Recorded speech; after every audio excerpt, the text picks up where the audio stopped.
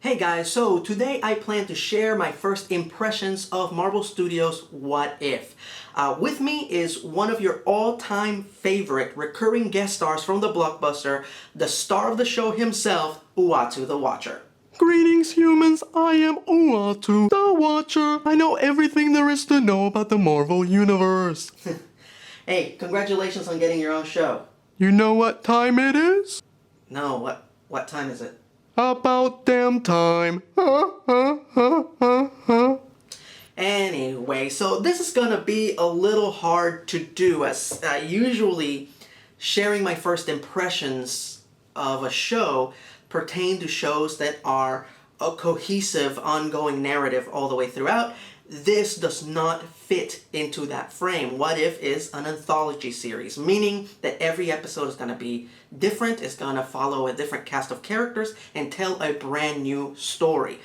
Very much in the same vein as shows like The Twilight Zone and Amazing Stories and Tales from the Crypt.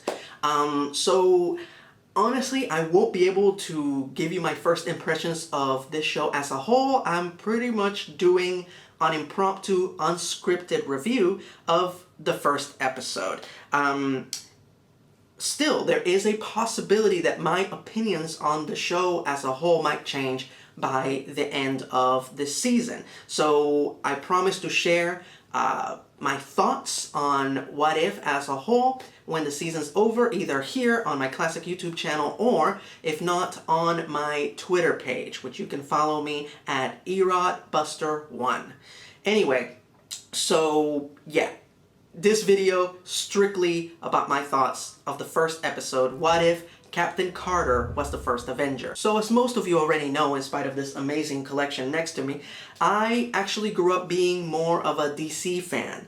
I can count on my two hands the number of Marvel comics that I bought before I reached my mid-teens, when I started really collecting them more avidly.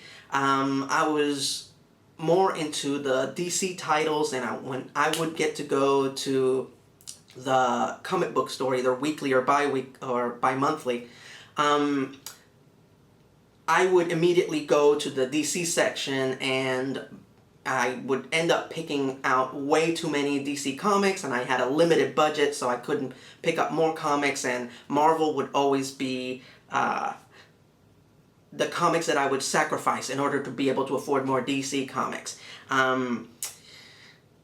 However, in spite of that, the one ongoing Marvel title that I still picked up a lot of issues of at the time was What If. I loved it. I loved anthology shows like the ones that I named earlier, and I love superheroes. So combining the two was a concept that was just tailor-made for me. What is my favorite What If comic? It has to be What If Captain America Hadn't Vanished during World War II, which actually came out before my time, and I actually came across it in a What If collection.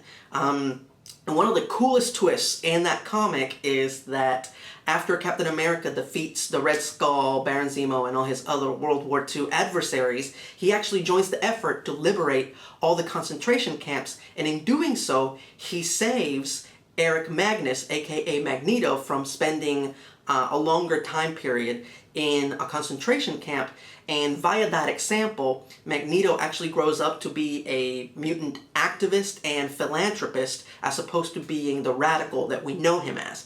And I always thought that was very, very cool. Uatu, how about you? What's your favorite What If? What if Uatu saved a cute little puppy from Deadpool? Suck it, Wade.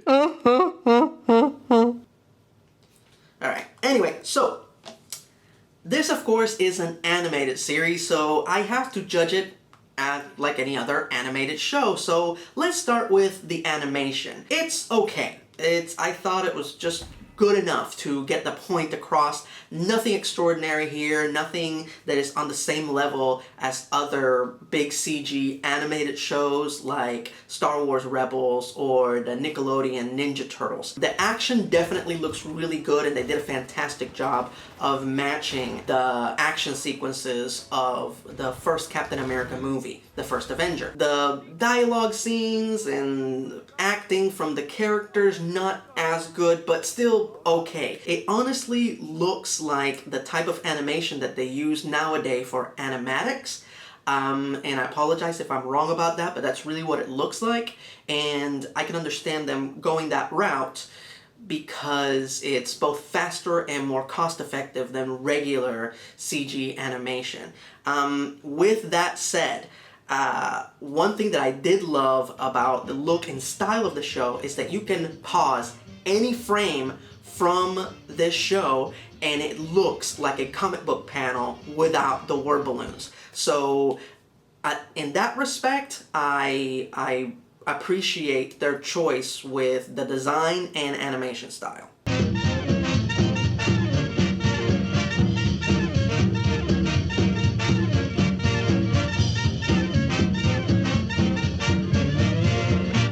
What about the voiceover? And you guys know I'm a big stickler about good and bad voiceover. I believe that this one episode had performances that were at both opposite ends of the spectrum.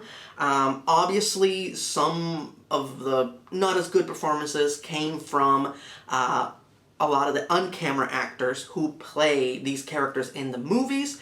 However, I am not going to call them out. I am not going to make fun of them. I am not going to openly complain about them. A lot of these actors are not under contract with Marvel Studios anymore, so any opportunity, any chance that we get to see them come back and play these characters again on anything should be cherished and appreciated. I will say that the one that impressed me the most was Haley Atwell as Captain Carter, appropriately enough. Where have you been all my life? She is all of that and a bag of chips. Fish and chips, that is.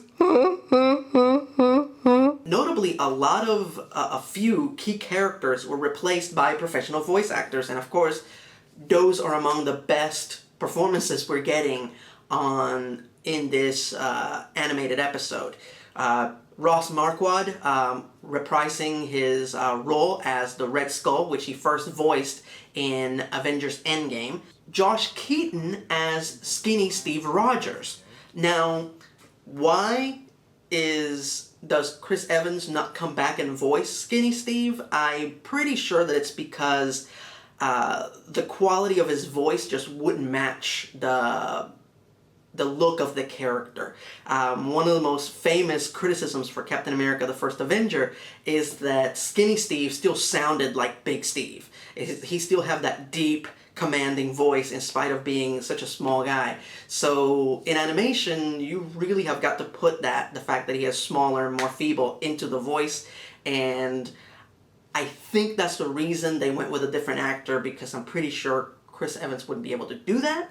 But they went with Josh Keaton, who's one of the absolute best. He's voiced Spider-Man. He's voiced Green Lantern. So he has plenty of experience playing superheroes and their alter egos.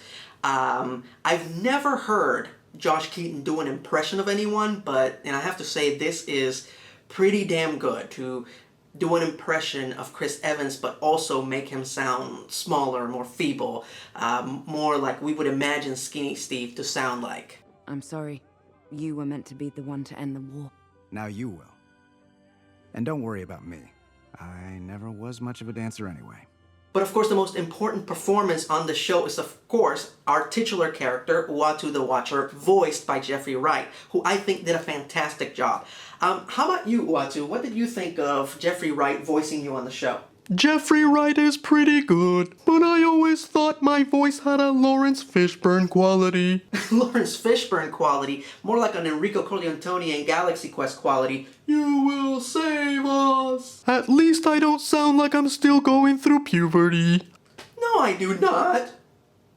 So, right out of the gate, the thing that struck me the most about going with this episode first, as opposed to any of the other what ifs that they had planned, was the choice of putting Peggy Carter out up front. Something that happened organically back during phase 1. The character just took off. People just fell in love with her. And so when it was announced that she was getting her own show on ABC, of course, everybody thought that was a great idea. Unfortunately, her show just wasn't very good. But the one thing, if not two things, but the one thing that absolutely 100% worked about the Agent Carter TV series was Haley Atwell. Every time she's on screen, she owns the moment. She makes it work. You give her 1 minute of screen time and she gives you gold. They gave her a whole show, and every time she was on screen, she did a fantastic job. Unfortunately, the writing and the production value just wasn't there. My personal issue with the Agent Carter TV series is that it didn't feel like it took place in the Marvel Universe. It feels like Peggy got removed from all the cool, amazing, fantastic sci-fi stuff, elements of the Marvel Universe, and was in her own little corner. And when something amazing or cool or otherworldly would happen, it would always be horrifically disappointing. So here I feel that Marvel Entertainment had their shot with Agent Carter, and now Marvel Studios is coming in and taking the character and going, let us give this a shot. And of course, they deliver in spades and give you a story worthy of the character of Peggy Carter. This is nice. You mind if I have a go? Ow!